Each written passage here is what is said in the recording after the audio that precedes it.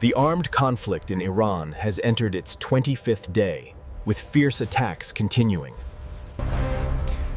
President Trump halted energy targeting, but the battlefield shows no signs of true de-escalation. Behind the scenes, high-level representatives engaged in confidential discussions.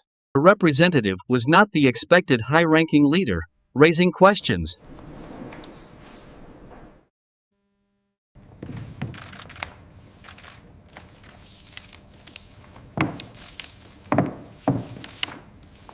International leaders issued stark warnings to Washington regarding the escalating chaos. Allies fear Washington's policies aid Putin, supplying Iran modern weapons against U.S. assets.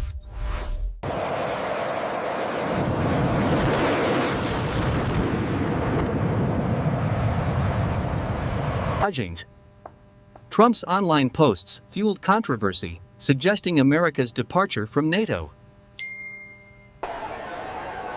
MAGA Republicans proudly met Russian Duma leaders on Capitol Hill last weekend. Duma members discussed political concessions and economic deals with the U.S.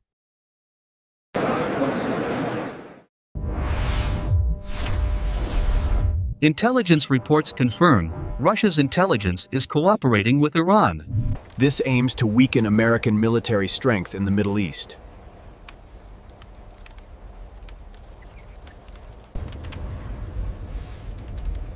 Reports from Washington Post and Wall Street Journal confirm U.S. troop deployments.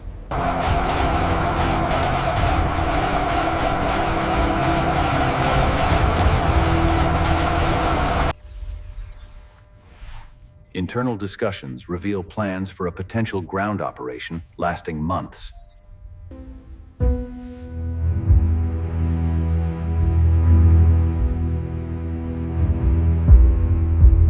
Trump's social media tactics, including Churchill comparisons, proved counterproductive. Further south, U.S. diplomatic policies are generating considerable controversy.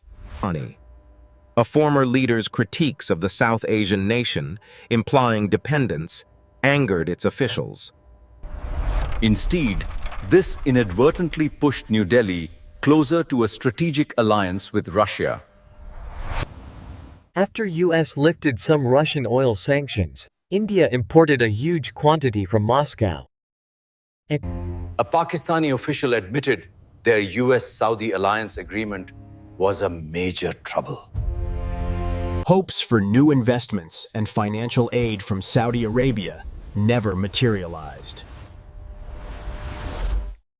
Early in the conflict, a U.S. strike targeted the Iranian ship Dina, leaving India.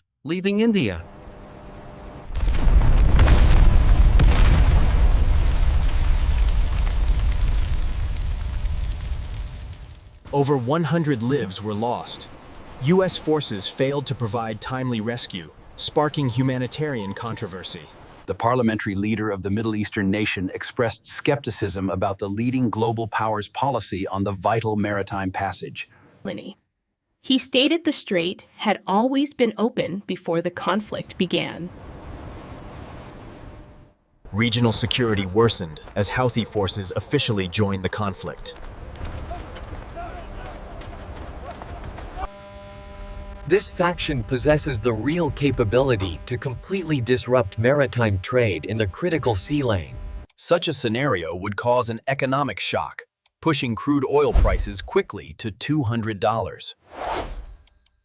Despite waiting to close the strait, Houthi forces continue launching ballistic missiles into Israel. Under pressure, the military's chief of staff acknowledged significant equipment challenges. Zelenskyy specified Russia is funding Iran's drone and ballistic missile programs.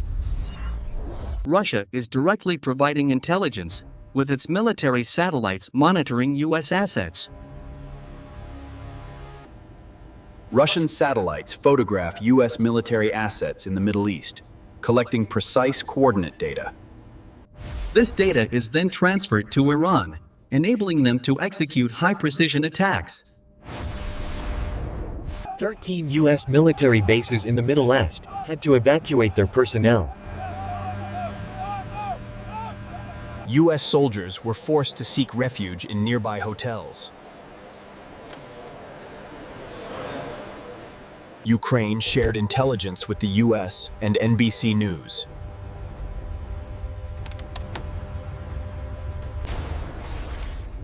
Russian satellites targeted Prince Sultan Air Base just before an Iranian airstrike.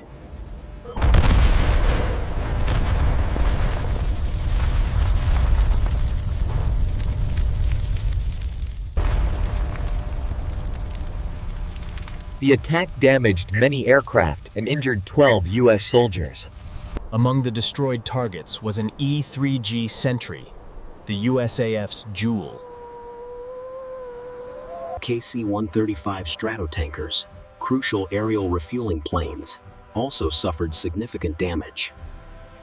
On March 24, a Russian satellite photographed the US-UK joint military facility on Diego Garcia.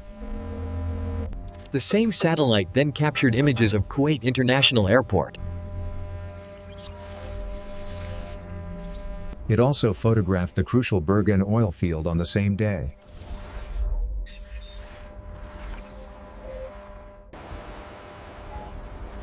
On March 25th and 26th, Prince Sultan Air Base was again targeted.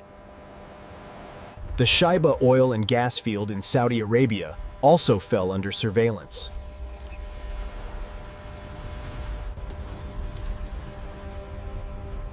CİNH Air Base in Turkey was also captured during this period. Finally, Al Udeid Air Base in Qatar was also within their scope. Zelenskyy highlighted that lifting sanctions allows Russia to earn billions.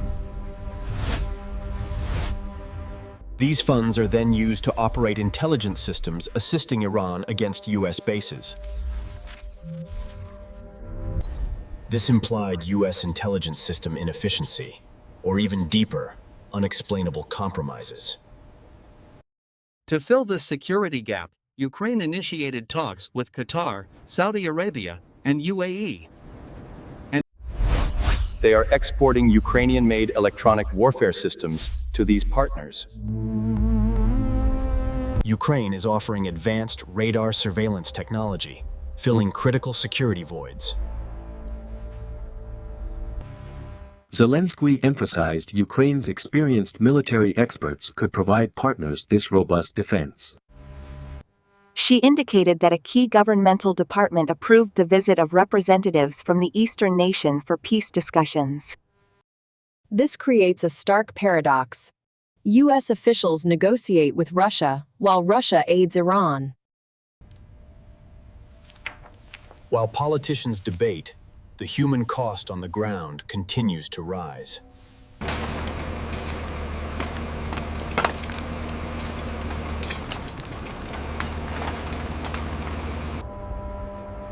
The tragic scene of destruction in Le Maire highlighted the heavy cost of war.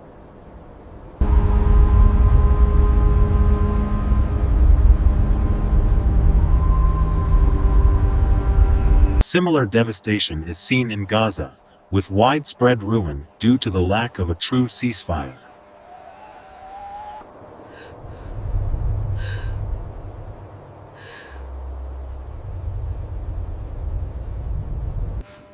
World leaders universally express grim concern over the ongoing conflict's profound human cost.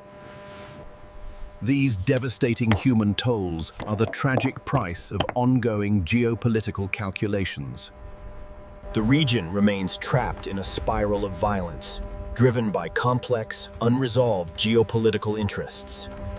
Uncertainty continues to grip the world as leaders struggle to find a path to peace.